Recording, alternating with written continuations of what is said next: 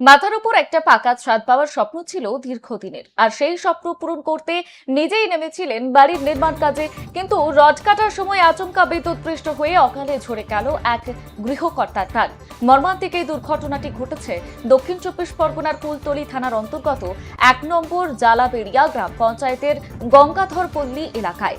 মৃতের নাম শঙ্কর কয়াল। স্থানীয় সূত্রে জানা গিয়েছে, নিজের নতুন পাকা বাড়ি তৈরির কাজ করাচ্ছিলেন শঙ্কর কয়াল, আর কাজ চলাকালীন একটি বিদ্যুৎ চালিত মেশিন দিয়ে নিজেই লোহার রড কাটছিলেন তিনি। আর সেই সময় অসাবধানতাবশত কোনোভাবে বিদ্যুৎপৃষ্ট হন তিনি এবং সংজ্ঞাহীন হয়ে মাটিতে লুটিয়ে পড়েন।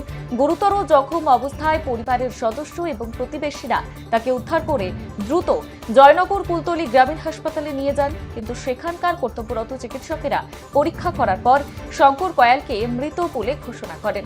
ঘটনার খবর পেয়ে কুলতলি থানার পুলিশ হাসপাতালে পৌঁছে মৃতদেহটি উদ্ধার করে।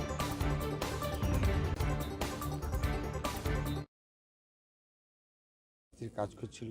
আচ্ছা, উনি নিজেই কাজ করছিল? হ্যাঁ, উনি করছিল, মিস্ত্রি ছিল, বাড়ির লোকও ছিল। আচ্ছা, মানে ইলেকট্রিকের কাজ উনি জানতো? হ্যাঁ, ওনার রড কাটা রাজমিস্ত্রি রড কাটছিল মেশিন দিয়ে। আচ্ছা, জোগাড়ের কাজ?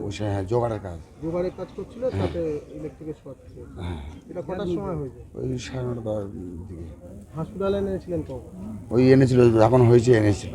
আচ্ছা, আনার পরে এবেলা বাড়ির লোকের এবেলা কান্নাকাটি নিয়ে বাড়ি গিয়েছে, গিয়ে আবার সব আলোচনা করে নিয়ে এসছে যে পোস্টমর্টম করাবো। ওনার নাম কি? ওনার নাম শঙ্কর কয়াল। কত বয়স হতে পারে? 35 35 হবে, আন্দাজ বলা যাচ্ছে না।